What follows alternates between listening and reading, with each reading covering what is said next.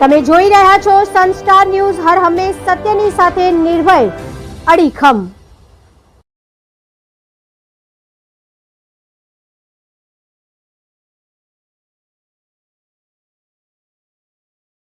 ચોરીને અંજામ આપ્યો, કેટલાની ચોરી કરી હતી, આશય શું હતો?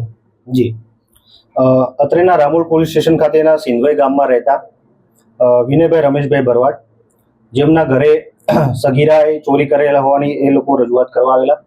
તેમની ડિટેલ પૂછપરછ કરતા વિનયભાઈએ જણાવેલું કે અમારી સામે જે સગીરા રહે છે એ અમારા ઘરે આવતી જતી રહેતી હોય છે અને એ આવતી જતી હોય છે. જ્યારે ગઈ તારીખ 4/8ના રોજ અમે અમારા પત્નીને કીધેલું કે આપણે લાઇટ બિલ ભરવાનું છે તો તિજોરીમાંથી પૈસા કાઢો હતું, ત્યારે તિજોરીમાં પૈસા કાઢવા જાય તિજોરીનું લોક ખુલ્લું હતું અને અંદરથી 6,56,000ની કિંમતના આશરે સોનાના દાગીના અને ચાંદીના દાગીનાની ચોરી થયેલી હતી. ત્યારે તેમને એમના બાળકને પૂછતા કે આપણા ઘરે કોઈ આવેલું હતું, ત્યારે એમને જણાવેલું કે આપણી સામે રહેતી એક સગીરા આવેલી હતી. અને વિશેષ પૂછપરછ કરતા સગીરા અને તેના મિત્ર પ્રશાંત કાંતિભાઈ ઠાકોર એ બંને જૂની અદાવતની રીસ રાખી અને તેમના ઘરે ચોરી કરેલ હતી. જે બંનેની કાયદેસરની કાર્યવાહી કરી પ્રશાંત કાંતિભાઈ ઠાકોરને અટકાયત કરવામાં આવેલ છે અને બાળ કિશોરીને નજરકેદ કરવામાં આવેલી છે.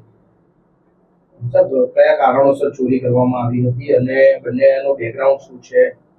જી, ચોરી કરવાનું કારણ પૂછપરછ કરતા એવું જાણવા મળેલ છે કે જે પ્રશાંત ઠાકોર છે એ આ બાળ કિશોરીના ઘરે સગીરાના ઘરે 15 દિવસ પહેલા આવ્યો હતો. ત્યારે આજના ફરિયાદીએ એને ટોકેલો કે ભાઈ તારે અમારા મોહલ્લામાં આવવું નહીં.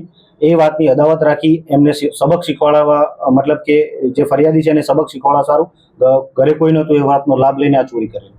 ચોરી સગીરા એકલી કરી હતી કે ચોરીમાં એક પુરુષ આરોપીનો હાથ છે? હા, ચોરીમાં એનો હાથ તપાસમાં હજી બહાર નથી આવ્યો, મતલબ કે ઘરે અંદર થયો હતો કે નતો ગયો એનો વાત બહાર નથી આવી. પરંતુ જે સગીરા હતી એને ચોરી કરી અને મુદ્દામાલ પ્રશાંતને આપેલો અને પ્રશાંતે એ મુદ્દામાલ બહાર કોઈને વેચી દીધેલો. તમામ મુદ્દામાલ રિકવર થયેલ છે.